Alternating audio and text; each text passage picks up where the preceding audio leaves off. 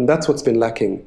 There's a tendency to relate Africa's problems to its heritage, colonialism, slavery, and so on. But most of Africa has been free for 50 years. In other words, been able to determine its trajectory of development and so on. And I think what's required is a paradigm. We haven't made that much progress in that regard. What's required is a paradigm shift from the past. And I think, in summary, ethical and purposeful leadership based on knowledge, capacity, talent, merit, those things, the standards that are taken for granted in other parts of the world. I mean, Singapore made a leap from third world to first world in 40 years. So has South Korea, and there's several examples around the world. China did it in even less time, 30 years. Of course, a different paradigm of leadership. But it does show that leadership makes a huge difference, and that where Africa is today is a consequence of a leadership that's been inconsistent, that's not been ethical, that's not focused on delivering to the poor, which is a huge challenge and a huge part of government's responsibility, providing the means for people, opportunities for people to thrive and be fulfilled in whatever they choose to do. I think that's what's missing in Africa, and that was really the thrust of my remarks. There are lots of challenges, and one must ask, why is it that the leadership has been this challenged? I think the process by which leadership emerges should be reviewed.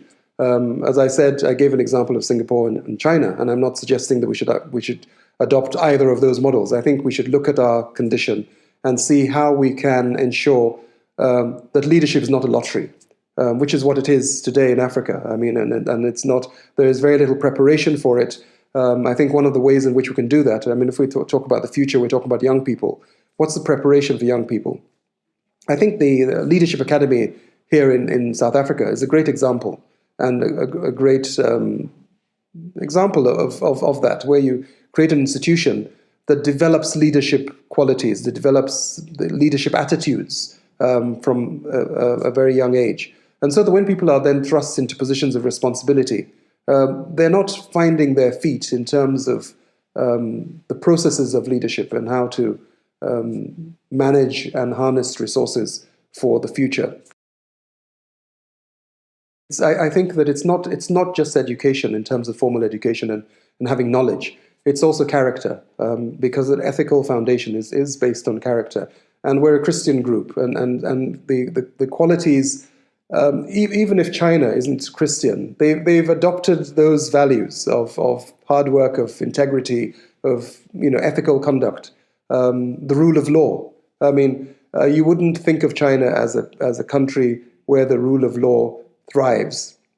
But it does. It's done everything based on law. I mean, enforcement of laws, strict enforcement of laws, with the state as the focus rather than the individual. That's the difference between the Chinese model and the Western model that we in Africa have adopted.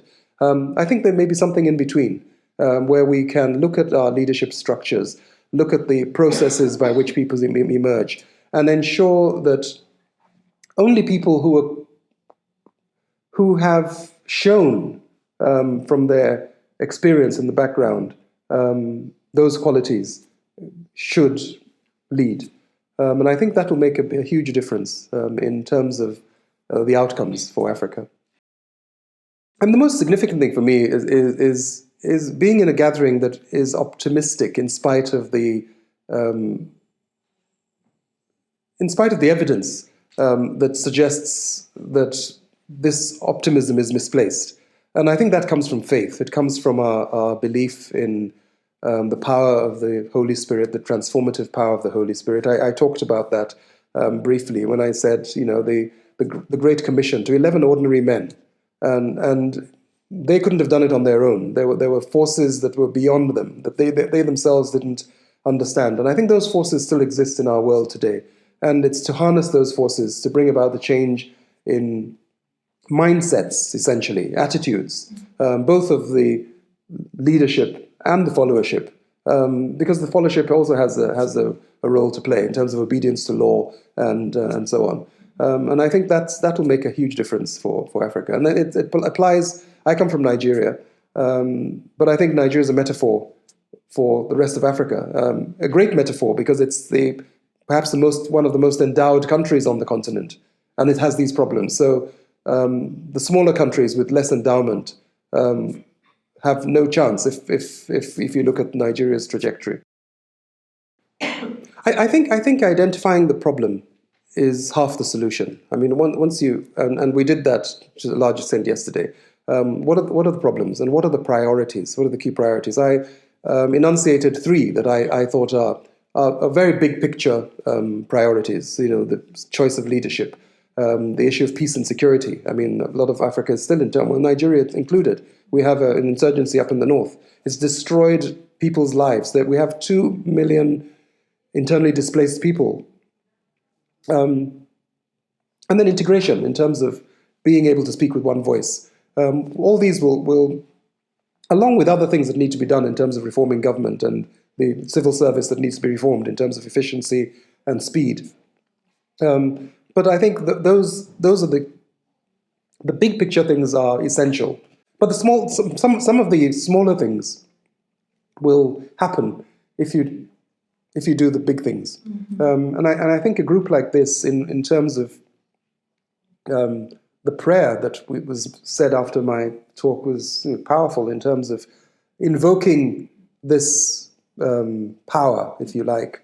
And I think without it, as I said, it would be unnatural not to be cynical, and that comes to faith. The transformation of Africa is possible based on my faith that believes in the transformation of the world in many ways through the Great Commission to 11 ordinary men. So it's not something that I can see, but I wouldn't doubt it. And I think that that's the challenge for us as Christians, isn't it? To believe what we can't see. For Africa to move forward in harmony, this unity and integration I'm talking about, its leaders must make that a priority.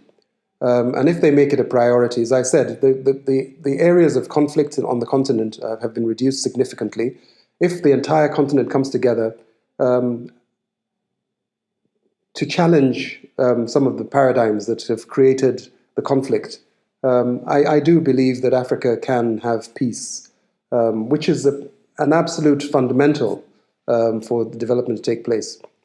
I think that Africa, the parable of the sower is a powerful parable for me in talking about this, and I didn't talk about it in my speech, but Jesus talked about the good seed falling on the ground, and it fell in 4 different places. It was only the good seed that fell on good ground that grew, and it grew 30-fold, 60-fold, 100-fold. I mean, I'm sure you know the passage.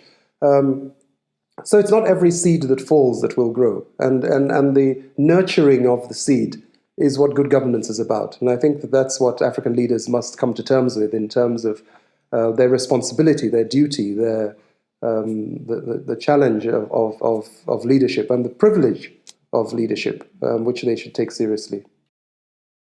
Africa can be competitive and can be self-reliant and can be prosperous, but God is a God of laws. And if you don't, I think success is predictable.